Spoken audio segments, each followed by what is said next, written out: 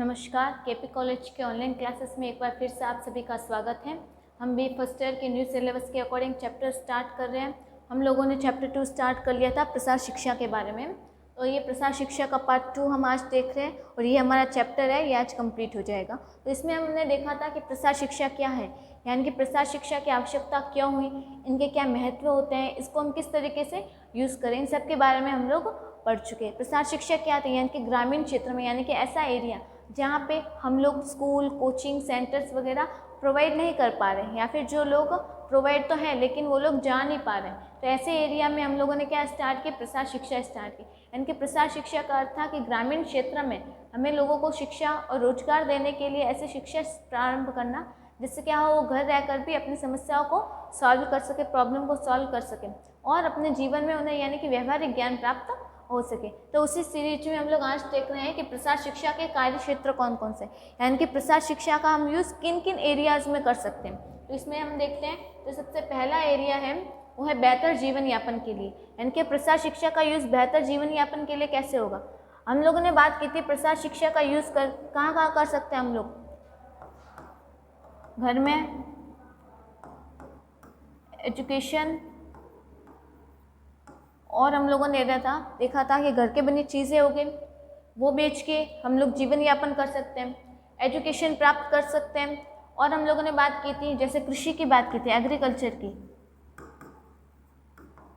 और एग्रीकल्चर में यानी कि खेती बाड़ी में क्या होती है, आजकल नई नई टेक्निक आ रही है, नई नई टेक्नोलॉजी यूज़ आ रही है, मशीनों का यूज़ हो रहा है, लेकिन वो सब क्या ग्रामीण एरिया से बहुत दूर हो गए। ग्रामीण एरिया इन सब चीज़ों के कांटेक्ट में नहीं आ पाने से वो लोग क्या करें, आज भी अपने ट्रेडिशनल मेथड्स का यूज़ करें।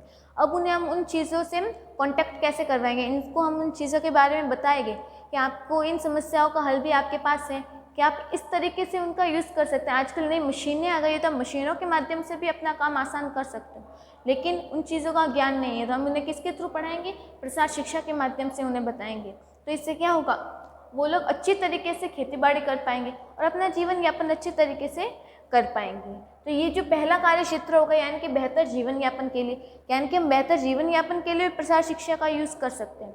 फिर हम लोग बात करते हैं कृषि उत्पादन में भंडारण, यानी कि कलेक्शन, संग्रहण करना, दक्षता यानी कि इसको अच्छी तरीके से कंप्लीट करना, वितरण यानी कि डिस्ट्रीब्यूशन, और उपयोग में वृद्धि। यानी कि प्रसार शिक्षा के माध्यम से हम जो एग्रीकल्चर होता है, यानी कि कृषि में जो उत्पादन हो रहा है, जो प्रोडक्शन हो रहा है, उसमें क्या कर सकते हैं, उसको अच्छी तरह से भंडारण की क्षमता बता सकते हैं, उसकी दक्षताओं के बारे में बता सकते हैं, उसके वितरण किस तरीके से किया जाता है, यानी कि कृषि का उत्पादन हो रहा है उसको डिस्ट्रीब्यूट किस तरीके से करना है और उनका उपयोग किस तरीके से करना है, इसमें भी क्या हो सकती है, वृद्धि होती है, वो भी प्रसार शिक्षा के माध्यम से। फिर जो अगला कार्य क्षेत्र है उत्तम कार्य क्षमता और निम्न अपव्यय हो तो प्रौद्योगिक हस्तांतरण। प्रौद्योगिक मतलब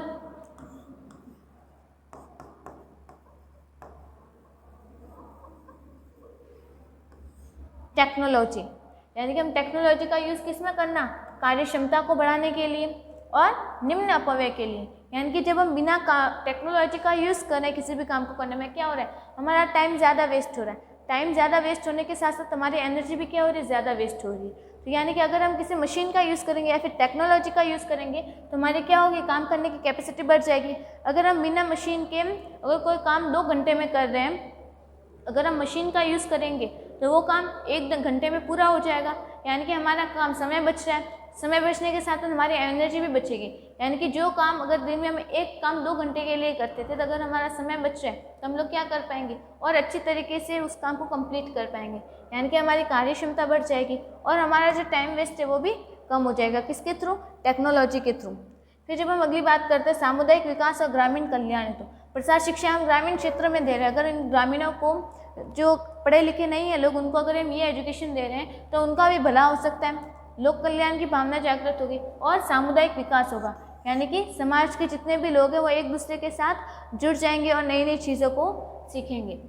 युवाओं में नेतृत्व क्षमता का विकास, यानी कि उन गांव के जो युवा हैं, अगर उन गांव के युवाओं को हम ये प्रसार शिक्षा देंगे तो अपने गांव को और अच्छी तरीके से रिप्रेजेंट कर सकते हैं। उनमें क्या आएगी, लीडरशिप की भावना आएगी। वो क्या करेंगे, अच्छी तरीके से अपने गांव वालों की प्रॉब्लम से वाकिफ़ है तो उन्हें पता है कि गांव में क्या समस्या आ रही है, तो उन्हें ये शिक्षा के बारे में बताएंगे।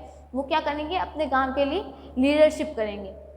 फिर है उन्नत गृह और कृषि प्रबंधन हेतु, यानी कि घर को उन्नत बनाने के लिए, यानी कि घर का जो मैनेजमेंट है उसको अच्छी तरीके से बढ़ाने के लिए, गृहिणी को यानी कि गांव में जितने भी औरतें वगैरह होती हैं उनको ना हेल्थ के बारे में ज़्यादा नॉलेज होता है, ना घर की जो बनी वस्तु होती है उनसे किस तरीके से आर्थिक सुरक्षा प्रदान की जा सकती, ना ही घर में कौन कौन सी चीज़ें हैं उनका यूज़ किस तरीके से करना है। उन्हें पास वो सारी चीज़ें उपलब्ध है लेकिन वो उनका ज्ञान ना होने की वजह से उनका यूज़ नहीं कर पा रही। इसलिए हमें क्या देना है, उनको गृह मैनेज करने के लिए एजुकेशन देनी है। और एग्रीकल्चर में हम किस तरीके से प्रसार शिक्षा को बढ़ा सकते हैं, तो ये सारे कार्य क्षेत्र है जहाँ पे हम प्रसार शिक्षा का यूज़ कर सकते हैं। खेती में कर सकते हैं, एजुकेशन में कर सकते हैं, घर में कर सकते हैं, आर्थिक सुरक्षा बढ़ाने के लिए कर सकते हैं, सामुदायिक विकास में कर सकते हैं, ग्रामीण कल्याण में कर सकते हैं। तो ये सारे क्षेत्र है जहाँ पे हम प्रसार शिक्षा का यूज़ करते हैं। फिर हम लोग आगे बात करते हैं कि इसकी प्रक्रिया, प्रसार शिक्षा किस तरीके से देंगे। कुछ सिखा रहे हैं, कुछ क्लास में पढ़ाया जाता है, प्रॉपर प्रोसेस होती है, तो अब वो शिक्षा देने के लिए क्या प्रोसेस है।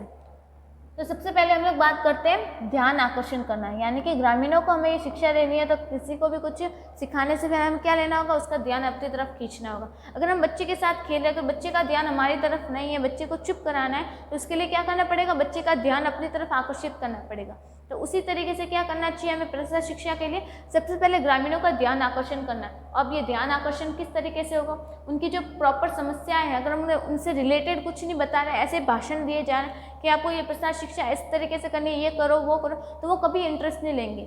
उनका इंटरेस्ट यानी कि अपना ध्यान अपनी तरफ खींचने के लिए हमें क्या करना पड़ेगा, उनकी जो समस्या है उनके बारे में उन्हें इंटरेस्ट जगाना पड़ेगा, यानी कि उनका ध्यान हम अपनी तरफ खींच रहे हैं।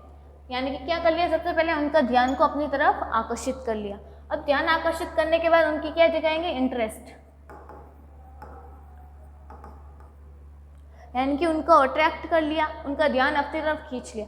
फिर उसके बाद उनका इंटरेस्ट जगाएंगे, यानी कि उनसे जुड़ी समस्याओं को हम बताएंगे, यानी कि आपको ये समस्या है, हम जानते हैं कि इनका इलाज किस तरीके से करना है, आपकी समस्याओं का समाधान हमारे पास है। तो क्या होगा, उनका इंटरेस्ट बढ़ेगा कि हाँ ये जो लोग भी आए हैं ये क्या कर रहे हैं, हमारी समस्याओं को सुलझाने के लिए आए, तो वो और अच्छी तरीके से सुन पाएंगे। यानी कि जब तक अगर किसी का इंटरेस्ट नहीं होता, बिना इंटरेस्ट के कोई भी काम कंप्लीट नहीं हो पाता। इसके लिए क्या होना चाहिए, हमारा ध्यान उस दिशा में होना चाहिए, हमारा इंटरेस्ट भी उसी नॉलेज में होना चाहिए। तो यानी कि जब हम किसी को प्रसार शिक्षा देनी है, हमें ग्रामीणों का ध्यान अपनी तरफ आकर्षित करना है और उनका इंटरेस्ट जगाना है। उनका इंटरेस्ट किस तरह जगाएंगे, उनकी समस्याओं का समाधान करके, या फिर उनकी समस्याओं पर चर्चा करके। उनकी समस्याओं पर चर्चा करके उनका ध्यान अपनी तरफ आकर्षित किया, इंटरेस्ट लिया। और हम क्या कर सकते हैं, उनसे जुड़ी जो भी समस्याओं के साथ साथ उनकी जो इंटरेस्ट है, यानी कि उनकी जो इच्छा है, उनकी आवश्यकताओं के बारे में बातचीत करके,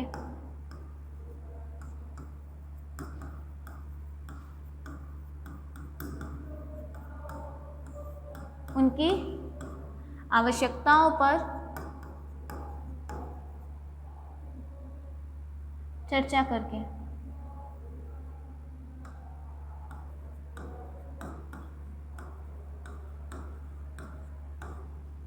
हम क्या कर सकते हैं, उनकी जो आवश्यकता है उन पर भी चर्चा करके हम लोग उनका इंटरेस्ट, उनका ध्यान अपनी तरफ आकर्षित कर सकते हैं। अब हमने उनका इंटरेस्ट ले लिया, उनका ध्यान अपनी तरफ आकर्षित करते हैं। फिर उसके बाद हमें क्या करना चाहिए, उसके बाद हमें करना है उनकी आकांक्षाओं के बारे में जानना है, यानी कि उनकी इच्छा के, यानी कि उनकी डिज़ायर के बारे में जानना है। अब हमने उनका ध्यान अपनी तरफ खींच लिया, इंटरेस्ट जगा लिया। अब इंटरेस्ट जगाने के बाद हम क्या प्राप्त करेंगे, उनकी क्या आकांक्षा है, उनकी इच्छा क्या, उनकी इच्छाओं का पता लगाना।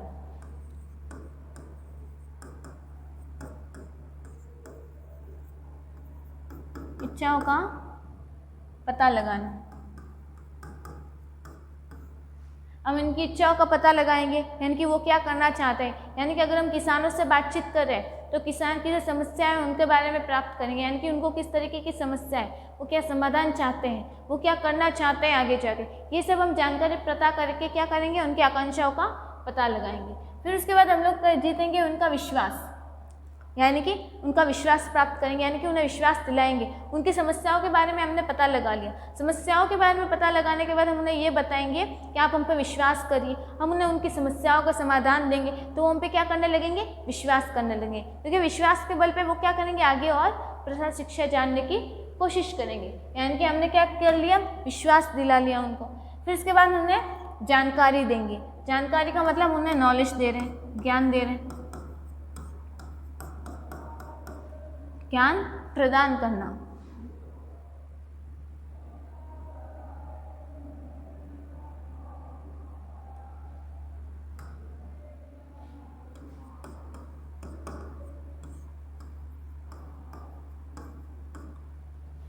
अब इसका मतलब क्या हुआ, हम लोगों ने ग्रामीणों का ध्यान आकर्षित कर लिया, उनकी आवश्यकता, उनकी इच्छाओं के अनुसार बातें बताकर।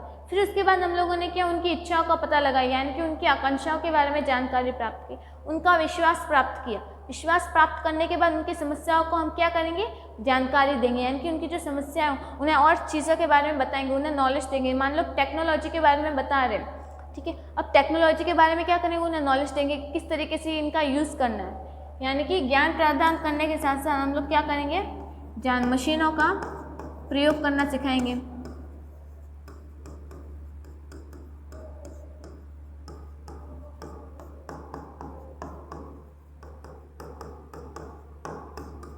क्या करेंगे, मशीनों का मान लो प्रयोग करना सिखाएंगे कि इनका यूज़ किस तरीके से करना है, ये कैसे काम करता है, इसको काम करने के बाद किस तरीके से ऑफ करना है, ऑन करना है। तो ये सारी चीज़ें क्या करें, हम उनको जानकारी दे रहे हैं। अब हमने ये सारी चीज़ें उनको बता दी, उसके बाद वो खुद करेंगे, यानी कि वो क्या करेंगे, क्रिया करेंगे। क्रिया का मतलब होता है स्वयं करना,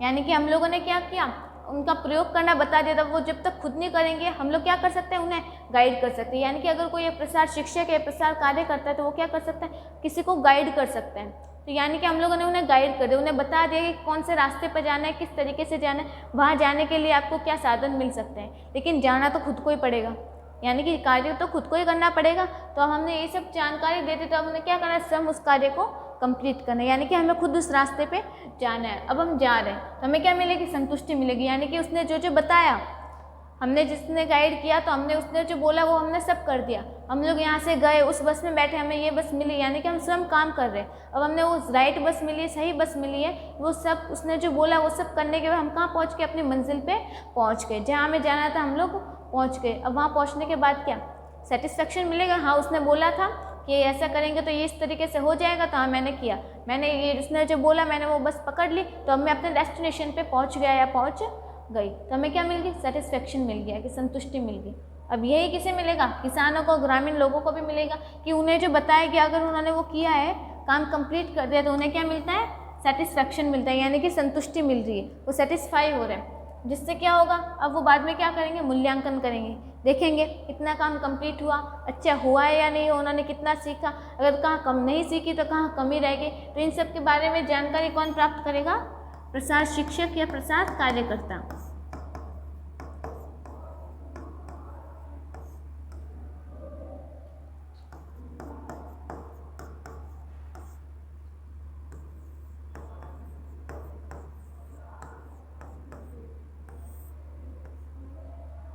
तो ये क्या प्रोसेस थी, प्रसार शिक्षा की, प्रसार शिक्षा किस तरीके से दी जाती है। सबसे पहले हमने क्या किया, ध्यान को आकर्षित किया।